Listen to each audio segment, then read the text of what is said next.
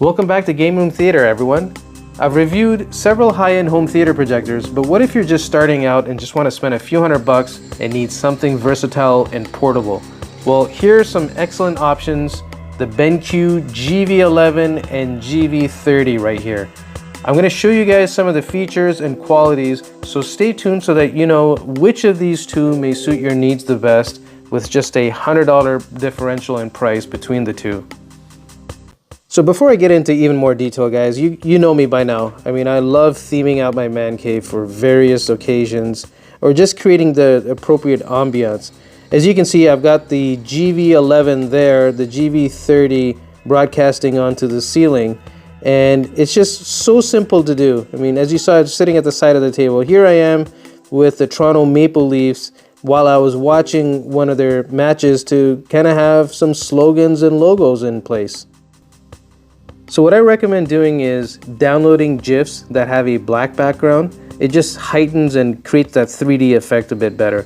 I mean, keep in mind, these have Google TV built in, so it's very simple to push images to the device. Or you can use an app called Flying Fish Player. Just download that app and you can do all of these fancy things onto the ceiling. Here's some star ambiance. All right, let's look at the bigger one first, which is the GV30, currently priced at $399. It's got a 2.1 channel Bluetooth speaker with extra bass, meaning it's got a third speaker, which is the 8-watt woofer. It's at 720p resolution. The brightness is at 300 NC lumens. 135 projection angle with autofocus and vertical keystone, meaning you're broadcasting onto a wall and then you suddenly move it to the ceiling, it'll correct for a keystone. Supports USB-C charging. It's got a USB reader function, and then to top it all off, it's got the battery life of 2.5 hours. Obviously, you can also run this plugged in.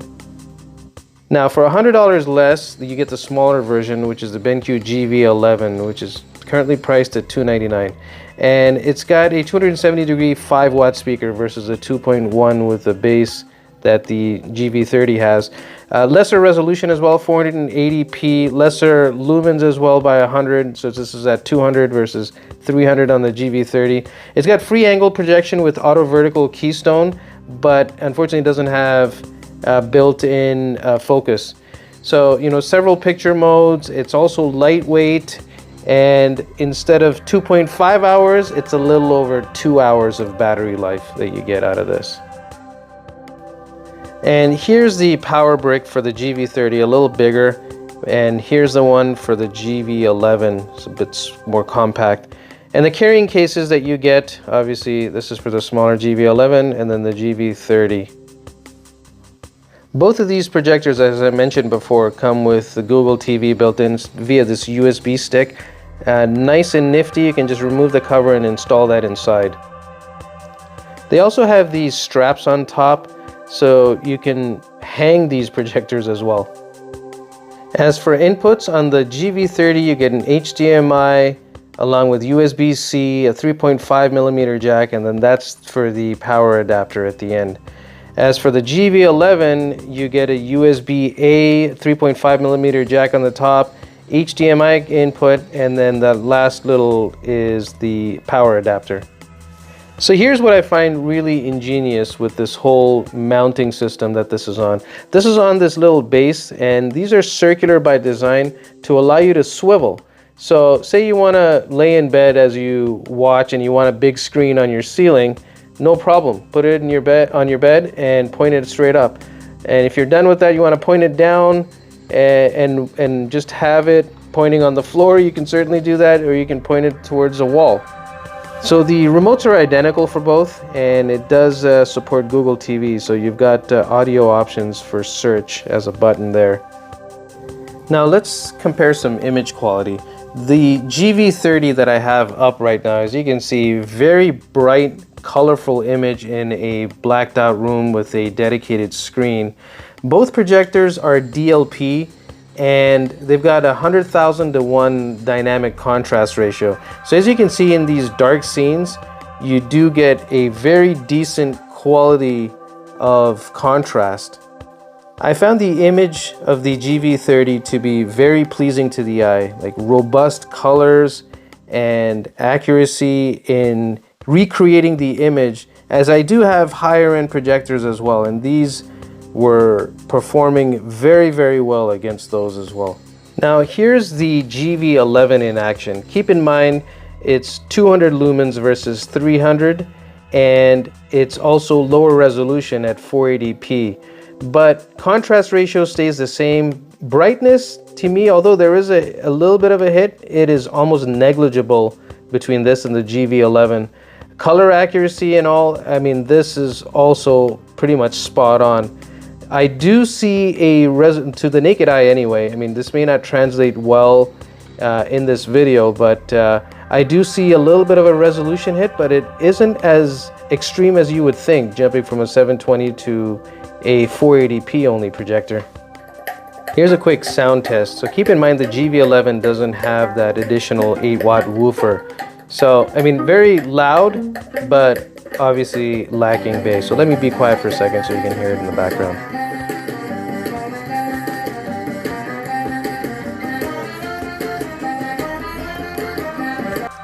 As for the GV30, a lot more bass. So let me be quiet for a second.